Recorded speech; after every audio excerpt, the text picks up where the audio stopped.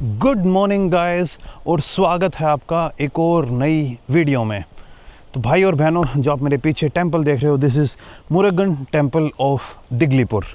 तो right now I am in Andaman and Nicobar, और अंडमान निकोबार के भी मैं एकदम एक्सट्रीम नॉर्थ अंडमान में हूँ और इस शहर का नाम है दिगलीपुर। तो भाई और बहनों, आज मैं आप लोगों से ऐसे दो आइलैंड्स के बारे में बात करने वाला हूँ जो अपने Indian security point of view से बहुत ज़्यादा इंपॉर्टेंट हो जाते हैं। तो सबसे पहले ये देखिए, ये है अपने अंडमान एंड निकोबार पूरे आइलैंड्स का मैप। एकदम आप एक्सट्रीम साउथ में जाओगे तो इसे बोलते हैं इंदिरा पॉइंट, जहाँ से इंडोनेशिया का बॉर्डर है वो सिर्फ 200 किलोमीटर दूर रह जाता है। और वहाँ से लेके भाई एकदम ऊपर तक आइए आप। मैं हूँ अभी दिगलीपुर में, जहाँ से मैं अभी ये वीडियो शूट कर रहा हूँ। तो एकदम आप अंडमान के ऊपर जाओगे तो वहाँ पे आपको दो आइलैंड मिलेंगे। These two islands are the last islands of India, Landfall Island and East Island, these two. इससे ऊपर जाते ही आपको है ना ये दो छोटे छोटे आइलैंड दिखेंगे, और अगर आप इनमें जूम इन करते हो तो आप एकदम पाओगे कि यार इसमें एक तो इंग्लिश आ रही है और दूसरी बर्मीज में इसका नाम कैसे लिखा रहा है। हाँ जी, ये दो आइलैंड्स हैं। इन आइलैंड्स को बोलते हैं कोको आइलैंड्स। ये अपने इंडिया का जो लास्ट आइलैंड है, ईस्ट आइलैंड या फिर लैंडफॉल आइलैंड, वहाँ से सिर्फ 38 किलोमीटर दूर हैं, और ये आइलैंड बिलोंग करते हैं बर्मा को। हाँ जी, these are sovereign Burmese territory. और अब मैं यहाँ से इस मुरुगन टेम्पल से स्कूटी लेके जहाँ तक पॉसिबल है जाना, मैं वहाँ तक जाऊँगा और आप लोगों को इन आइलैंड्स की हिस्ट्री के बारे में थोड़ा और बताने का ट्राई करूँगा। भाई यहाँ अभी बारिश इतनी ज़्यादा तेज़ हुई है कि एकदम फ्लड जैसे सिचुएशन हो गई है। इधर आप देखिए किस तरीके से पानी बह रहा है यहाँ पर, और उन घरों तक जाने के जो रास्ते हैं वो काफ़ी इफ़ेक्ट हो चुके हैं। उस साइड भी आप देखोगे, उधर भी पानी बह रहा है, इधर भी अच्छा खासा पानी बह रहा है। रोड थोड़ा हाइट में बना हुआ है तो इस कारण से आपको रोड के ऊपर पानी उतना नहीं मिलेगा। आज सुबह से इतनी ज़्यादा बारिश हो रही है कि रुकने का इनाम नहीं ले रही थी। एक बार तो मैंने अपना ये घूमने का प्लान ही कैंसिल कर दिया था, लेकिन अभी हल्की हल्की बारिश रुकी है ना, तो मैं थोड़ा घूमने निकला हूँ अभी। और अभी भी श्योरिटी नहीं है कि मैं आगे तक जा पाऊँगा या नहीं जा पाऊँगा। तो भाई मैं अभी आ चुका हूँ एरियल वे में, डोंगी घाट के ऊपर, और यहीं से यहाँ के जो फिशरमैन हैं वो आगे की तरफ जाते हैं। तो दादा, आप लोग इधर कोको आइलैंड की तरफ भी जाते हो क्या मछली वछली पकड़ने? तो बर्मीज लोग भी मिलता होगा कभी कभार मछली वाला। कितना दूर है वो बर्मा का आइलैंड यहाँ से? 30-40? 9 घंटा दूर है, पर किलोमीटर तो कम ही दिखाता है। 30-40 किलोमीटर दिखता है। किलोमीटर में घंटा में आपका इसका हिसाब से किलोमीटर घूम के जाने पड़ता ना। हाँ, घूम के नहीं जाने, डायरेक्ट जाने से आपका जो गाड़ी का हिसाब से डोंगी उतना नहीं चलता ना, इसीलिए आपका किलोमीटर के सब घंटा ज़्यादा लगता है। यहाँ पे मुझे अपने कुछ भाई मिले थे दिगलीपुर में, बता रहे थे कि कई बार बर्मा लोग यहाँ पे कुछ पकड़ने आते हैं, कोई मछली पकड़ने आते हैं। वो तो आते हैं जैसे मच्छी, कीड़ा। वो कौन सा कीड़ा होता है? वो कहते हैं बहुत दाम में बिकता है वो बर्मा में। वो तो है ही नहीं, तो आपको दिखा सकता हूँ। क्या ऐसा क्या है उसमें? कीड़ा है वो बहुत किस्म का है, इस तरह से इसका है, इतना बड़ा है, जैसा हम लोग सिक्की बोलता है। वो लॉबस्टर? नहीं, शंख होता है हाथ में जो। अच्छा, वैसा वो भी खरीदता है, उसको लेके जाते हैं। फिर इतना लंबा है कीड़ा, उसको आपको ये करने के बाद छोटा हो जाएगा, आप गरम में उसका कचरा निकल देगा तब। अच्छा, इस एरिया के अंदर मिस्ट्री बहुत ज़्यादा है। और जो मैं बता रहा था ना कि जैसे ये अपना दिगलीपुर हो गया, इससे आगे दो आइलैंड और हैं जो अपने इंडिया के लास्ट आइलैंड पड़ते हैं। उन आइलैंड पे टूरिस्ट का जाना अलाउड है क्या दादा? जो अपने लास्ट आइलैंड है, क्या नाम है? ईस्ट आइलैंड और फॉल आइलैंड है नो? उधर में टूरिस्ट का कोई अलाउ नहीं। आप लोग जा सकते हो? फिशर मछुआरा भी नहीं जा सकता? उधर जा सकता, बालू में भी जाएगा। बालू में अगर हवा है ज़्यादा, हाँ, इतने का जगह नहीं है, तो आप थोड़ा देर के लिए, मतलब कि अगर तूफान आ गया तो, वरना वहाँ पे बिल्कुल भी अलाउड नहीं है। अच्छा, उन दोनों आइलैंड के बाद ही आपको बर्मा के आइलैंड मिलेंगे कोको। एक तो छोटे वाले पे तो आपको कुछ नहीं मिलेगा, जैसे जूम करके देखिए आप, वहाँ पे कुछ नहीं है। लेकिन जो ऊपर वाला आइलैंड है ना, वो बर्मा ने 1990s के दौरान चाइना को गिफ्ट दिया है, या फिर लीज पे दिया है, या फिर उनके कुछ स्ट्रेटेजिक मूवमेंट हैं, कुछ भी हो। लेकिन वहाँ पर अभी आपको एक बड़ा सा रनवे मिलेगा, और चाइना ने जितना रनवे वो एक्सटेंड कर सकते थे उन्होंने कर दिया है। बड़े से बड़े मिलिट्री प्लेन्स, कॉमर्शियल प्लेन भी वहाँ पर लैंड कर सकते हैं। वैसे यहाँ पे देखिए, यहाँ पे भी है ना आपको मैंग्रोव्स दिखेंगे, और इन मैंग्रोव्स में जैसे आपने लास्ट वीडियो में देखे होंगे जब मैं उधर से याराटा से आ रहा था, तो वैसे सिमिलर हैं। और यहाँ पे भी आपको क्रोकोडाइल दिखते हैं। उस साइड दिखेंगे क्या दादा? उस साइड मगरमच्छ होंगे? नहीं। तो यहाँ है ही नहीं मगरमच्छ? आगे जाना आपका स्मिथ आइलैंड बोलते हैं, वो तरफ जाने से। रोज स्मिथ आइलैंड पे? और कितने बड़े देखे हैं आपने? कितने बड़े देखे होंगे मगरमच्छ? रोज स्मिथ में नहीं। अच्छा, अलग से कितने बड़े देखे होंगे? 3 मीटर 4 मीटर इतने बड़े बड़े, 5 मीटर का भी है। फिर तो खतरनाक लगते होंगे। कभी किसी इंसान पे अटैक किया है? ना खा चुका है, आदमी को मार भी चुके हैं? खा भी चुका। अरे बाप रे।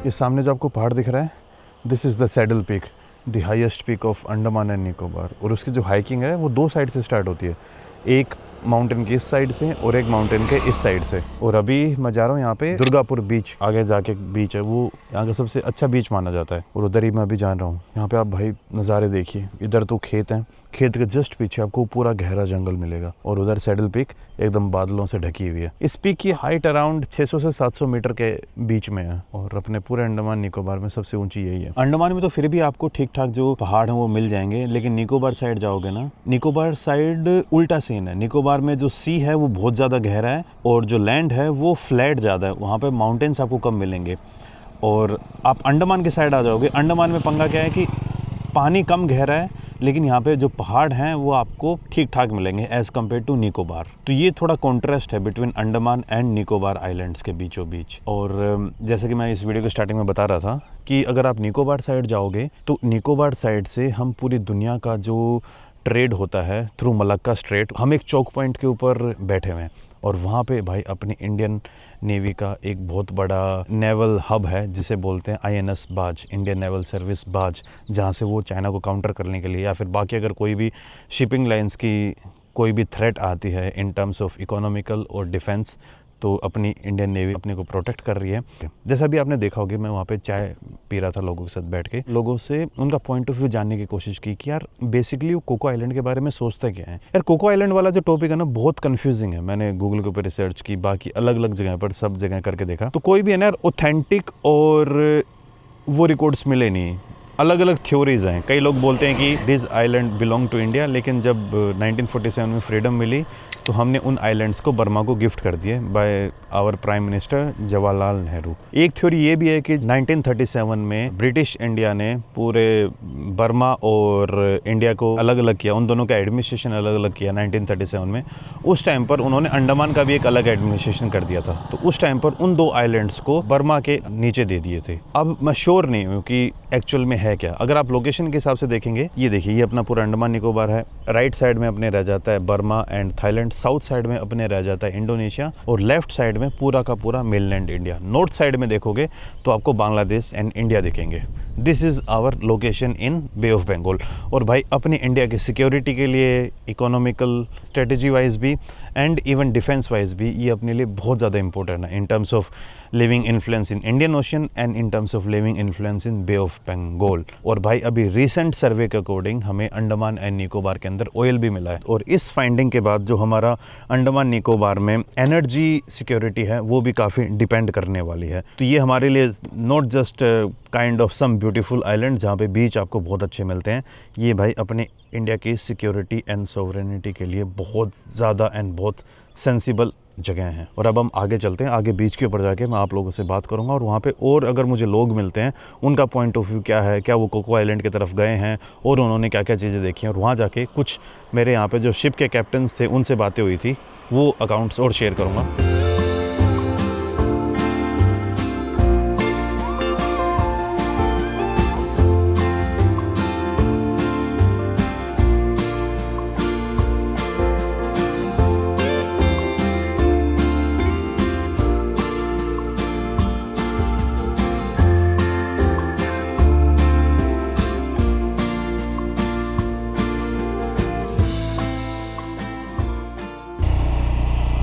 भाई लामिया पे किधर होगा सीधा? थैंक यू यार।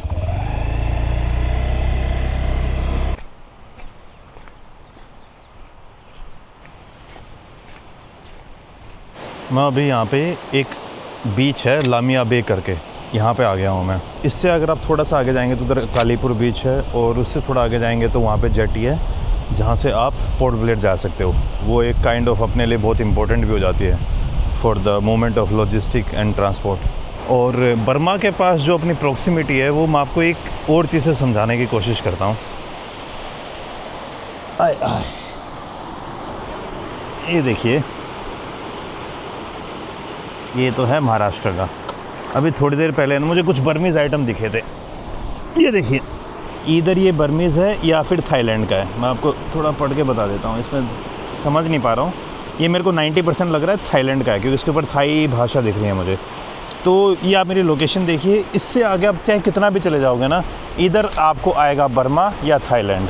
और उधर से समुद्र में जो भी चीज़ डाली जाती है वो इस साइड आएगी। तो इस साइड आके अपने इधर इस बीच के ऊपर या फिर अंडमान में बहुत जगहों पर आपको थाईलैंड के, बर्मा के जो आइटम्स हैं, उनके जो रैफर्स हैं, प्लास्टिक है, वो सब आराम से दिख जाएगा। अब जैसे ये वाला देखिए आप, ये बोतल है, इसके ऊपर थाई में लिखा हुआ है, हाँ, प्रोडक्ट ऑफ थाईलैंड। ये देखिए आप, तो ये थाईलैंड में किसी ने कुछ पी पा के एक ऑरेंज जूस है ये फेंक दिया था, और ये अभी अपने इंडिया में आ रखा है। ये भी कुछ थाईलैंड का कुछ कोई ड्रिंक है जो इधर बह के अपने इधर इंडिया में आ रखा है। और ये सेम सीन यहाँ पे अपने बर्मीज़ प्रोडक्ट के साथ भी होगा, अगर आप थोड़ा उस साइड कोको आइलैंड की तरफ चले जाएंगे। लेकिन बहुत सारे थाईलैंड और बर्मीज़ प्रोडक्ट्स के जो रैपर्स हैं या फिर जो प्लास्टिक बैग्स हैं वो दिख जाएंगे आपको। ये देखिए आप, ये भी कोई थाईलैंड का प्रोडक्ट है जो यहाँ तक आ रखा है।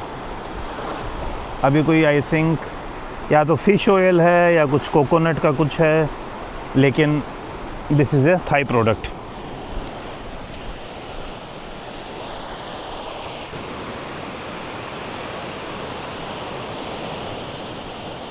वैसे अगर आप स्ट्रेट लाइन में डिस्टेंस देखोगे तो अभी भाई मैं बैंकॉक से कोई ज़्यादा दूर नहीं हूँ, 500 से 600 किलोमीटर।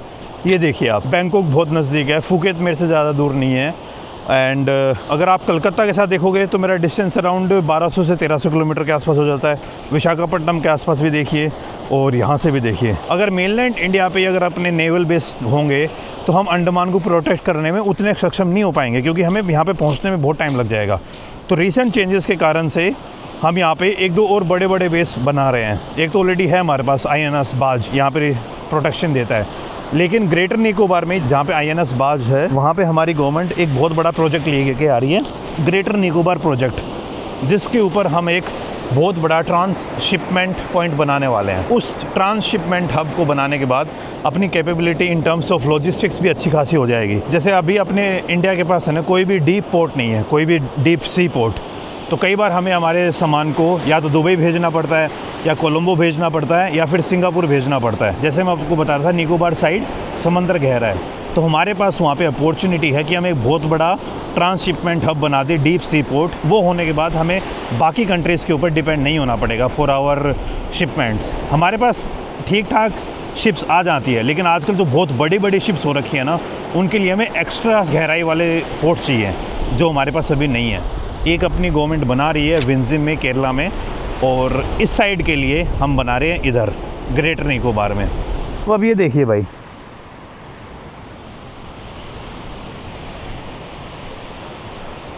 आधा जो प्लास्टिक वेस्ट है ना यहाँ पे, ये यहाँ का नहीं है, बाहर से ही आ रखा है। ये इधर बर्मा और थाईलैंड,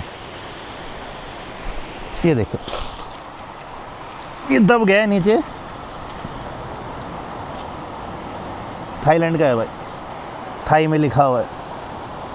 ये देख, थाई नहीं, सॉरी, ये बर्मीज़ है, बर्मीज़ में लिखा हुआ है इसके ऊपर।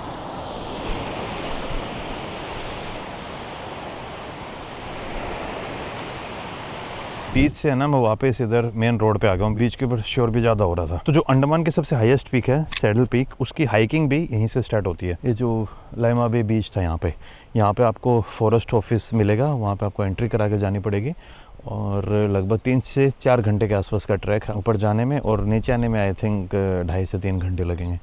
टोटल 7 से 8 घंटे का पूरा ट्रैक है, जिसमें आप हाईएस्ट पीक पे जाके नज़ारे अच्छे खासे ले सकते हो। ये बिल्कुल ओशियन के पास है, बिल्कुल समंदर के पास है, तो आपको व्यूज़ भी अच्छे खासे आ जाएंगे। इस आसपास एरिया में जितने भी आइलैंड्स हैं ना, वो भी आपको ठीक ठाक तरीके से दिख जाएंगे। तो यही कह रहा था यार कि आपने प्रोडक्ट देखे ही होंगे, कैसे कैसे बर्मीज़ प्रोडक्ट और थाईलैंड प्रोडक्ट के जो वेस्ट प्रोडक्ट थे, उनके रैपर, प्लास्टिक बैग या फिर बोटल्स, वो सब यहाँ पे आ रखी हैं। इवन कांच की बोतल भी यहाँ पे धीरे धीरे करके यहाँ तक पहुँच गई हैं। तो ये सीन मिलेगा आपको अंडमान एंड निकोबार में। और आप निकोबार साइड जाओगे वहाँ पे फिर आपको इंडोनेशियन प्रोडक्ट्स मिलने लग जाएंगे।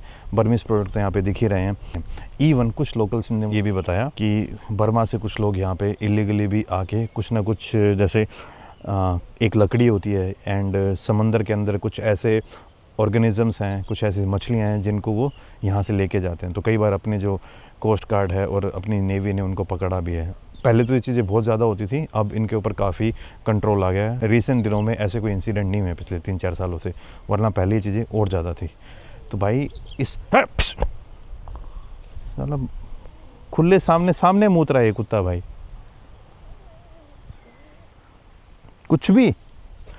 ये वाला सीन आपको इधर मिलेगा Andaman, not just Andaman and Nicobar. आप अपने यार चाइना, पाकिस्तान, बांग्लादेश, इन बॉर्डर्स पे भाई मेरा सच में बहुत ज़्यादा इंटरेस्ट है। और इसीलिए मैं बोलता हूँ कि सिविलियंस की मूवमेंट जितनी भी सेंसिटिव जगह है वहाँ पे बहुत ज़्यादा इंपॉर्टेंट है।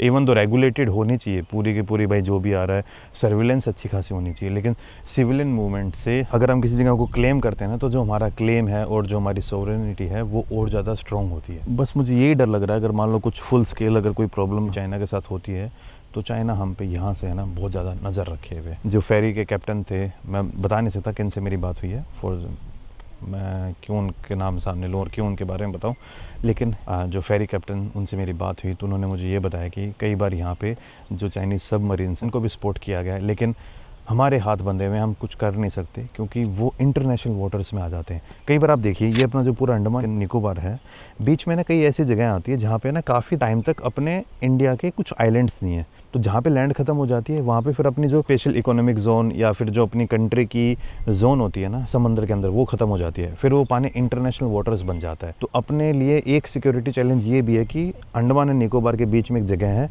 वहाँ पे इंटरनेशनल वाटर और आ जाता है और वहाँ से कोई भी शिप जा सकते हैं, फिर चाहे वो सबमरीन हो, मिलिट्री हो, कुछ भी हो। आई थिंक क्या इंडियन गवर्नमेंट कुछ ऐसा लॉ पास कर सकती है कि भाई हमारे इन वाटर्स को कोई भी यूज़ नहीं कर सकता, क्योंकि ये बहुत बड़ी स्ट्रिप है भाई ये। तो वहाँ से हम अपने इकोनॉमिकल इंटरेस्ट भी अच्छे होंगे और हमारे जो मिलिट्री के इंटरेस्ट हैं वो भी अच्छे हो सकते हैं। लेकिन अब मुझे पता नहीं कि इंटरनेशनल लॉ इसको अलाउ करेगा या नहीं करेगा, क्या इंडिया इतने स्ट्रॉन्ग पोजीशन में है कि हम ये कर सकते हैं या नहीं। तो भाई बहुत सारी चीज़ें इम्पैक्ट करती हैं इन चीज़ों में। मेरा ये था कि आप लोगों को इस बारे में दिखाऊँ, समझाऊँ और यहाँ पर जो चीज़ें हो रही हैं वो आप लोगों तक बतलाऊँ।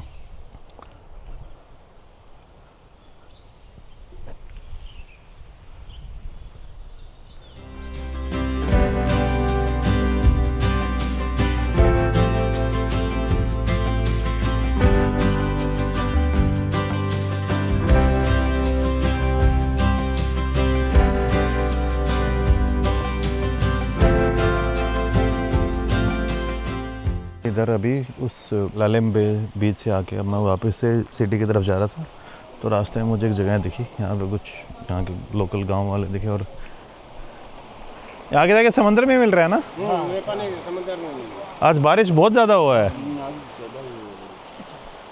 आप लोग कभी गए ऊपर तक? सैडल पिक गया है? कितना टाइम लग जाता है ऊपर जाने में? 4.5 घंटा का ऊपर जाने में, और आने में वो उसी तरह लगेगा, लगभग 8-9 घंटे पूरा दिन जाएगा। सुबह जाना शाम को आना। ऊपर से व्यू अच्छा है क्या? उधर से मायाबंदर देखने मिलेगा, हम लोग का एयरपोर्ट देखने मिलेगा। दिखता है क्या कोको आइलैंड? नहीं वो नहीं, अच्छा, मायाबंदर दिखता है यहाँ से। लेकिन दिखता है बारिश का टाइम जाने से कुछ नहीं दिखता। और वो बैरन आइलैंड किधर पड़ता है? बैरन आइलैंड तो बहुत दूर, हम लोग का इधर से दिखाई नहीं मिलेगा। आप गए हो कभी उधर बैरन आइलैंड किधर? नहीं, उधर जाने के लिए कहाँ से जाते हैं? उधर जाना बोलने से मायाबंदर से या दिगलीपुर से ही? मायाबंदर से जा सकता है और पोर्ट ब्लेयर से जा सकता है। पोर्ट ब्लेयर से सर से बहुत दूर हो जाएगा। नहीं, हम लोग का ये तरफ ऐसे ही जाना। अच्छा ऐसे है क्या? सिधाई में नहीं है? सिधाई में एक और आइलैंड है ना, कौन सा आइलैंड है वो? दूर है वो। नहीं, इधर से तो ये एक आइलैंड है, नाम भूल गया, ना करके कुछ है। हाँ, वहाँ जा सकते हैं क्या? सर हम लोग कभी गया नहीं, हम लोग का उतना इंजन ढोंगे लेके उतना पूरा दिक्कत बात। पर वहाँ कोई रहता है क्या उस आइलैंड? बोलने नहीं सकता सर, अच्छा, जब गया नहीं। मेरा बैरन आइलैंड तो जाने का मन है। बैरन आइलैंड में क्या है, अपनी इंडिया का इकलौता एक्टिव वोल्केनो है जहाँ पर अपने ज्वालामुखी भी नहीं देखा आपने? जाने से तो हमें तो कब होगा कोई ठिकाना नहीं। अच्छा वो टाइम में थोड़ी जा सकेगा। वो छोटा छोटा फटता होगा, यहाँ एकदम पूरी आग थोड़ी निकलती होगी। वही नहीं दिखा। अच्छा, खाता तो निकला हुआ। चाहे इधर मिलेगा इधर मिलेगा, दोनों जगह मिल। दोनों जगह मिलेगा। अच्छा, लगभग अगर आप किसी से भी पूछोगे ना अपने इंडिया में, तो लोगों का ऐसा ही मानना है कि जो कोको आइलैंड है वो अपने इंडिया ने गिफ्ट कर दिए थे बर्मा को। अब टाइमिंग सच में यार मैंने ना बहुत रिसर्च की, मुझे ना कोई भी ऑफिशियल चीज़ नहीं मिल रही है इसके ऊपर कि एक्चुअल में है क्या, सच में कि गिफ्ट किए थे या अपने अंदर थे या नहीं थे। मतलब कि ना मैं इसको सच मान सकता हूँ ना मैं इसको झूठ मान सकता हूँ, ये ग्रेइश एरिया में आ जाता है। कैसे हो सर जी, चाय मिलेगा? आ गया हूँ मैं यहाँ पे कालीपुर गांव के अंदर।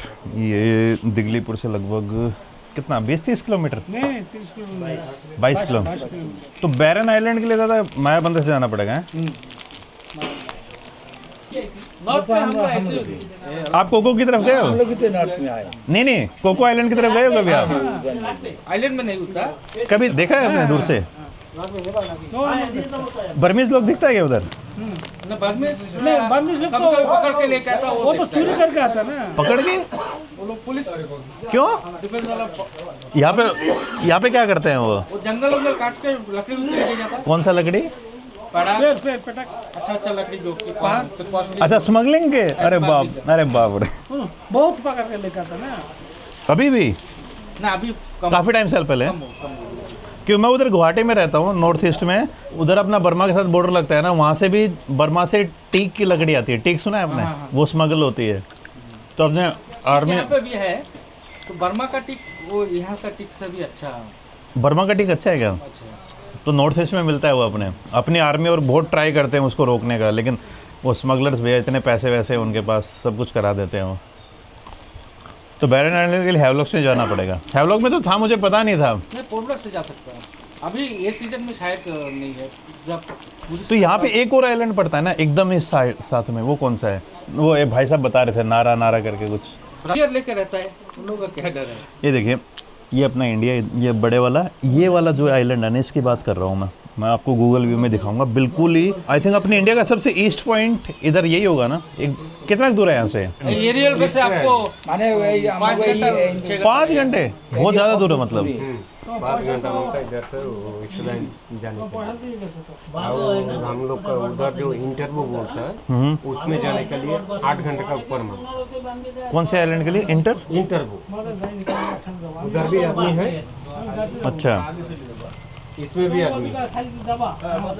इसमें छोड़ना पड़ेगा कि बहुत दूर है। अगर अपन आदमी नहीं छोड़ेगा तो बर्मा वाला आ जाएगा, कोई ना कोई तो आ ही जाएगा। नहीं, उसमें इसलिए पहरा है, फॉरेस्ट का है, पुलिस भी होगा ना, सारा कुछ उसमें होना चाहिए क्योंकि दूर पड़ जाता है। तो ये देखिए, ये आइलैंड बहुत ज़्यादा दूर है, जो अंडमान की मेनलैंड है। अगर मान लो आइलैंड को हम खाली छोड़ देंगे तो पीछे से कोई भी स्मगलिंग आके लकड़ी वकड़ी चुरा के लेके जा सकता है, आइलैंड के ऊपर बेफालतू में क्लेम कर सकते हैं। तो आइलैंड्स को भी सेफ रखना है ना, खास करके इस एरिया में कई बार अपने लिए ना बहुत ट्रिकी हो जाता है। जो सबसे अंडमान का ईस्ट आइलैंड है, उस आइलैंड का नाम नारकोंडम आइलैंड है। ईस्ट आइलैंड ऊपर पड़ता है, तो नारकोंडम आइलैंड भाई यहाँ से मेन अंडमान इसके शोर से 130 किलोमीटर दूर रह जाता है। मैं यहाँ पे एक और गांव है, इस गांव का नाम है सीपुर, यहाँ पे आ गया हूँ। और यहाँ पे एक छोटा सा मार्केट लगा हुआ था, यहाँ पे लोग अपने चाय वाय पी रहे हैं, पान वान खा रहे हैं, कुछ ताश वाश खेले जा रहे हैं, और कुछ पकोड़े शकोड़े टाइप के आइटम भी मिल रहे हैं। और यहाँ पे ना मुझे एक अलग टाइप की चीज़ दिखी। दादा ये क्या है?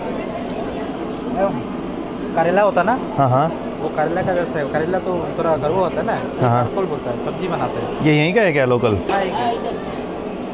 अब करेले जैसे ही होता है? करेला जैसे नहीं, करेला उसको करुआ होता है ना। हाँ, ये कड़वा नहीं है, कड़वा नहीं, खट्टा खट्टा नहीं है। आप रोटी का साथ सब्जी बना के खा सकते हैं। यहाँ पे पकोड़े वकोड़े मिलते हैं क्या? बंद रहे। अच्छा, पकोड़े बन रहे हैं, हाँ ठीक है।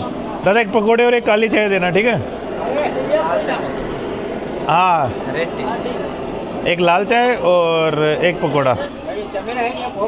हाँ जी सर जी, पूछा जो कैमरा है ये फोन है। ये आप बताओ क्या है?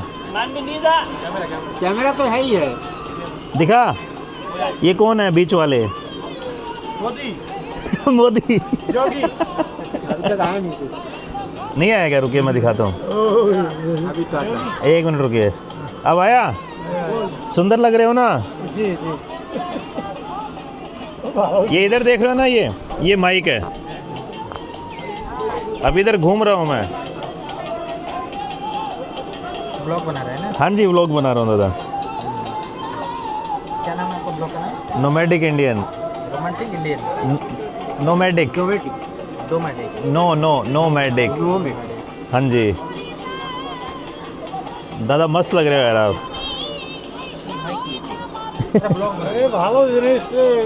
खूब भालो लागे। तो भाई अभी यहाँ पे थोड़ी देर बैठ के यहाँ से आगे की तरफ निकल जाऊंगा। अभी दिगलीपुर का कितना टाइम लग जाएगा? आधा घंटा? अच्छा, देख भी लिया। हाँ, जापान जा गया हूँ भाई। 50-60 देश घूम चुका हूँ मैं। हाँ। आप अभी कहाँ गए? अभी तो दिगलीपुर से आया हूँ, लेकिन अंडमान से पहले उधर से आया था मैं, रायपुर, और उससे पहले जापान। यहाँ पे किस? हाँ, यही नाम है। ये देखिए, ये रहा। अच्छा, अफगानिस्तान में कैसा रहा? अफगानिस्तान मस्त है यार। खाइए दादा। मैं फॉलो करता हूँ आपका चैनल। नहीं खाएंगे? अरे खाइए। खाइए ना, आप खाइए। तो भाई मेरे पकोड़े तैयार हो चुके हैं। इंडिया पाकिस्तान बना ना? अच्छा, पार्टीशन के टाइम पे? हाँ, उस टाइम में मेरा जन्म है। पार्टीशन के टाइम पर आप लोग बांग्लादेश में थे? नहीं, इंडिया में थे? उस टाइम पाकिस्तान हुआ नहीं था। अच्छा, यूनाइटेड मतलब पार्टीशन से पहले? हाँ, पाकिस्तान से पहले। पहले आप किधर थे, कौन से शहर में? हम लोग पूर्व पाकिस्तान में था। पूर्व पाकिस्तान बोलता ना?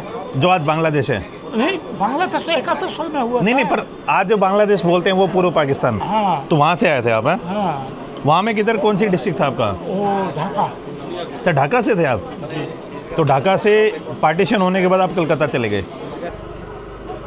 दादा, ये जो कोको आइलैंड है, ये अपना था या किसका है? ये इसका क्या? कोको आइलैंड था हम लोग का।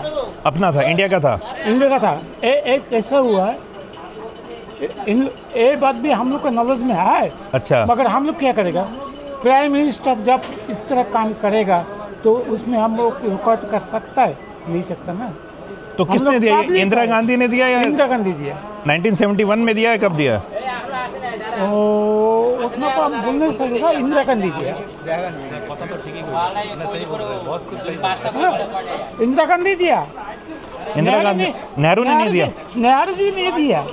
इंदिरा गांधी ने दिया। उसको पीछे आप देखे होना कैसा बना रखा है। पूरा बेस बना दिया है यार।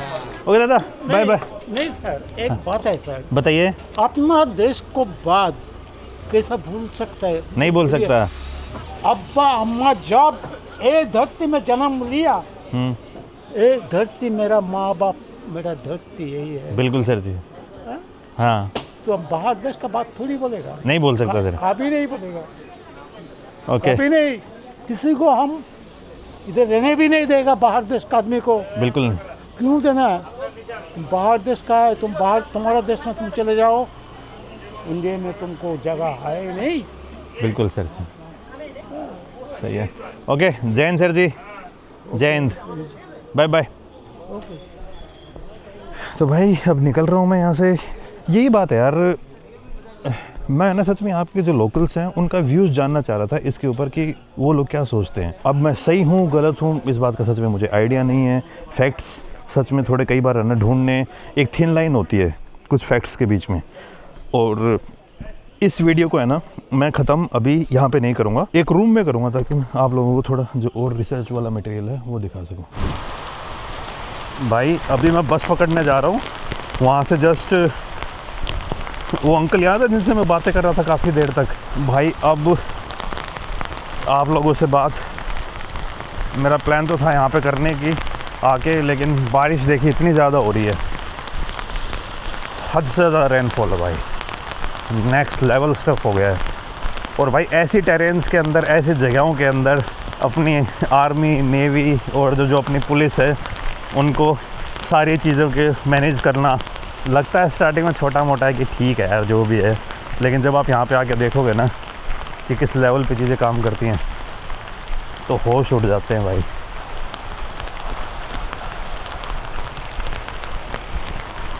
बारिश की इंटेंसिटी आपको समझ आ ही रही होगी यार अब। और अगले है ना 4 से 5 महीने, मिनिमम 3 महीने तो आप अंडमान में ऐसे ही मान लो ऐसे ही गुजरने वाले हैं भाई। पूरी टाइम बारिश होती रही लेकिन आज जैसी बारिश मैंने नहीं देखी होगी। हमेशा है ना तूफ़ानी बारिश देखी थी, तूफ़ानी बारिश क्या है कि 10-15 मिनट चलेगी फिर चली जाएगी, लेकिन आज जो बारिश देख रहा हूँ भाई ये लगातार हो रही है, रुकने का नाम नहीं ले रही है। ये देखिए सीढ़ियों में से ना झरना बन गया है। अगर आप, मैंने चप्पल पहनी है, अभी जूते हैं ना मैंने एक बैग में डाल लिए हैं। शुक्र है मेरे पास ये रेन कोट है, अगर ये नहीं होता तो गंदा वो होता भाई।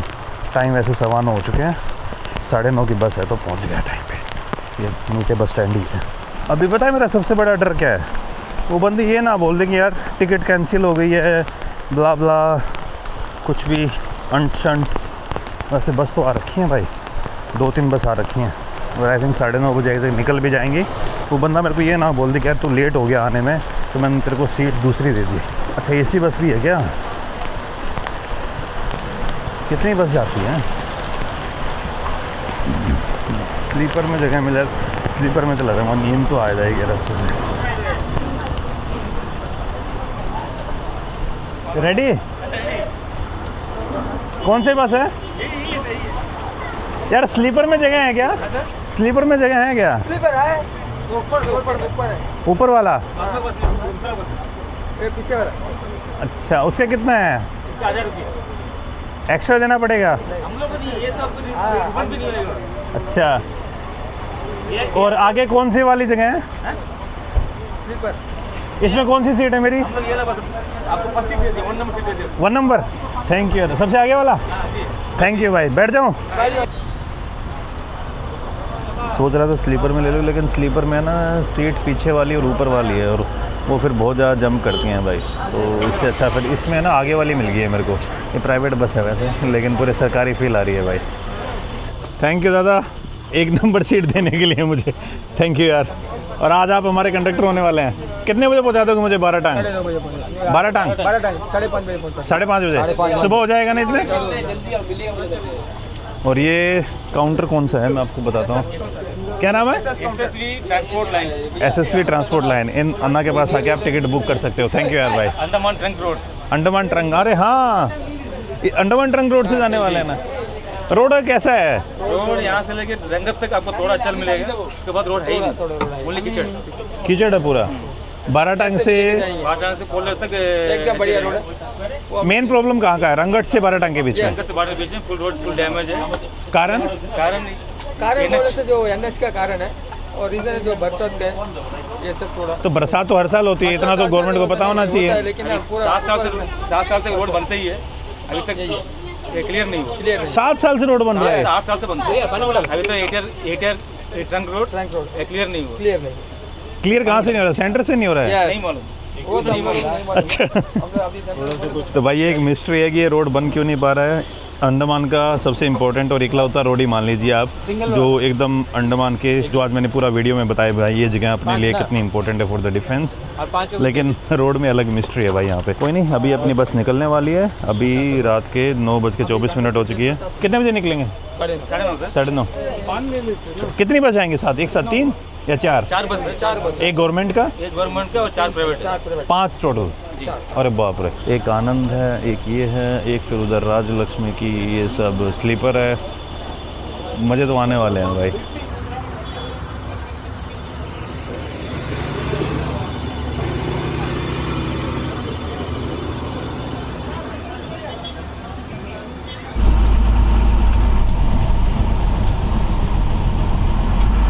निकल गई है भाई बस और कल सुबह मैं पहुंच जाऊंगा मेरी अगली डेस्टिनेशन। ये बस वैसे जा रही है पोर्ट ब्लेयर, लेकिन मैं पोर्ट ब्लेयर से 3-4 घंटे पहले उतर जाऊंगा क्योंकि मुझे एक जगह और देखनी है, जिस जगह का नाम है 12 टांग। तो भाई और बहनों वापस से रूम के अंदर आ चुका हूँ एंड ये वाला जो आइलैंड है ना, ये हमारे लिए ना एक काफ़ी कंट्रोवर्शियल एंड काफ़ी इंपॉर्टेंट आइलैंड हो जाते थे अगर ये अपने इंडिया के पास एग्जिस्ट करते। तो इन आइलैंड के पीछे है ना यार मिथ बहुत ज़्यादा बनी हुई है और मैं आपको एक गलत इन्फॉर्मेशन दूं इससे अच्छा इन्फॉर्मेशन ना ही दूं। मैंने ना बहुत ज़्यादा रिसर्च की इसके ऊपर, काफ़ी ये जो मैं अभी वीडियो शूट कर रहा हूँ ना, ये कम से कम भी मैं 10 दिन बाद शूट कर रहा हूँ एंड इन 10 दिनों में मैंने जगह जगह पर जितने क्रेडिबल सोर्सेज हो सकते थे उन सभी जगहों पर जाके मैंने कोशिश की कि यार क्या literally this island belong to India या फिर इसके पीछे की कुछ अलग हिस्ट्री है।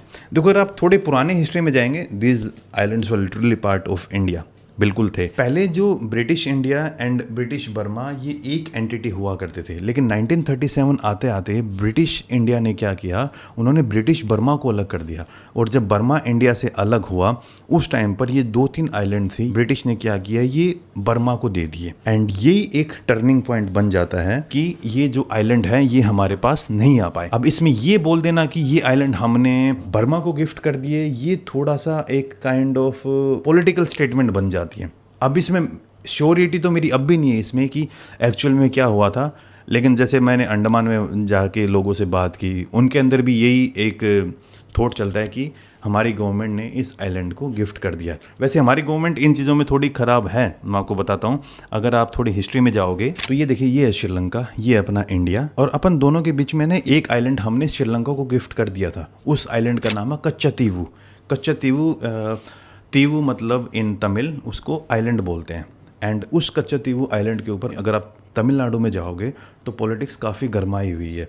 एंड इवन अपने प्राइम मिनिस्टर नरेंद्र मोदी, उन्होंने भी कच्चातीवू के ऊपर एक स्टेटमेंट दी थी। तो वो island it use to belong India. And ऐसा बोला जाता है कि 1970s और 80s में जो अपनी प्राइम मिनिस्टर थी श्रीमती इंदिरा गांधी, उन्होंने वो आइलैंड श्रीलंका को गिफ्ट कर दिया था। आई थिंक उसी आइलैंड की आइडियोलॉजी के साथ मिलते जुलते लोगों ने फिर ये स्टेटमेंट बना ली कि जो ये कोको आइलैंड्स हैं ये भी शायद हमने बर्मा को गिफ्ट कर दिए होंगे। भाई ये हमारे लिए ना एक kind of Andaman and Nicobar को अगर आप ढंग से स्ट्रेटेजिकली लोकेशन देखोगे, ये हमारे लिए इंडियन ओशन को भी बचाने में बहुत काम आने वाले हैं। आने वाले टाइम में जो हमारा ट्रेड होगा साउथ ईस्ट एशिया के साथ, उस भी में भी बहुत काम आने वाले हैं। जो हमारा ईस्ट एशिया के साथ ट्रेड होगा, अंडमान एंड निकोबार हमारे लिए एक काइंड ऑफ एयरक्राफ्ट कैरियर है परमानेंट। आप लेंथ देखिए अंडमान एंड निकोबार की, भाई इनके कारण हमें और कितनी स्ट्रेटेजिकल लोकेशन मिलती हैं। तो जो हमसे चला गया उसके ऊपर हमें दुखी होना चाहिए, लेकिन अगर हम उसको पकड़ के रहेंगे तो हम ढंग से प्लानिंग नहीं कर पाएंगे।